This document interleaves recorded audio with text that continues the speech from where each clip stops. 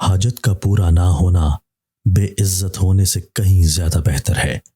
نیکی کے لیے معمولی بہانہ ہی کافی ہوتا ہے، بصورت دیگر نیکی کرنا از حد مشکل ہو جاتا ہے۔ دنیا کی کوئی بھی نعمت دین سے افضل نہیں ہے۔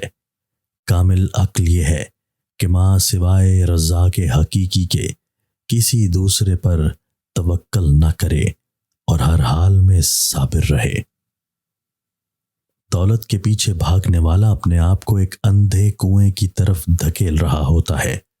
صالح عورت وہ ہے جو اپنی زبان کو کم استعمال کرے۔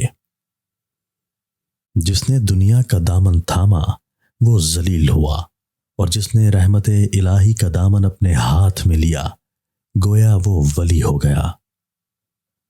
دوسروں کی دل آزاری کرنے سے اپنے آپ کو ہمیشہ بچاتے رہو، اس لیے کہ دل آزاری سے نفرتیں جنم لیتی ہیں اور نفرتوں سے دلوں میں فاصلے پیدا ہو جاتے ہیں۔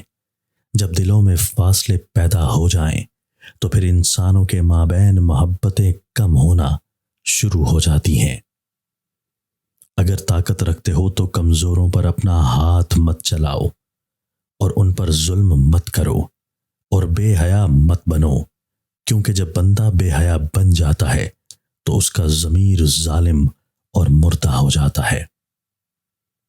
ایمان کی روشنی صراط مستقیم کی طرف رہنمائی کرتی ہے اور جنت کا پتہ دیتی ہے، اس لیے ایسے کام کرو کہ جس سے قلب ایمان کی روشنی منور رہے۔ دشمن بھی مشورہ تم سے مانگ لے تو اسے بھی پورے خلوص نیت سے مشورہ دو۔ دل میں بغض مت رکھو۔ اپنی انا کو ختم کرنے سے خلوص و ایثار کا جذبہ پیدا ہوتا ہے۔ فضول بولتے رہنے سے بہتر ہے کہ تم اللہ کے ذکر سے زبان کو تر بتر رکھو، جو دکھوں اور مصیبتوں پر واویلا نہیں کرتا اور خندہ پیشانی سے برداشت کرتا ہے، حقیقت میں وہ اچھا صابر و شاکر ہے۔ جب بندہ تنہائی میں ہوتا ہے تو شیطان بندے پر بہت تیزی سے وار کرتا ہے، اس لیے جب بھی تنہائی ملے تو ذکر الہی سے غفلت مت کرو۔ فاسد امیدیں انسان کو کسی کام کا نہیں چھوڑتی، تباہ و برباد کر دیتی ہیں۔ منزل پر وہی پہنچتے ہیں جو میدان میں ڈٹ کر مصیبتوں کا سامنا کرتے ہیں۔ بے سکونی ایک عذاب ہے، خواہ کوئی دولت مند ہی کیوں نہ ہو۔ مفلس جو بھی بے سکونی کا شکار ہو جائے وہ پریشانی میں مبتلا ہو جاتا ہے۔ بے بسی اس کیفیت کا نام ہے جس میں بڑے بڑے طاقتور بھی ہمت ہار دیتے ہیں۔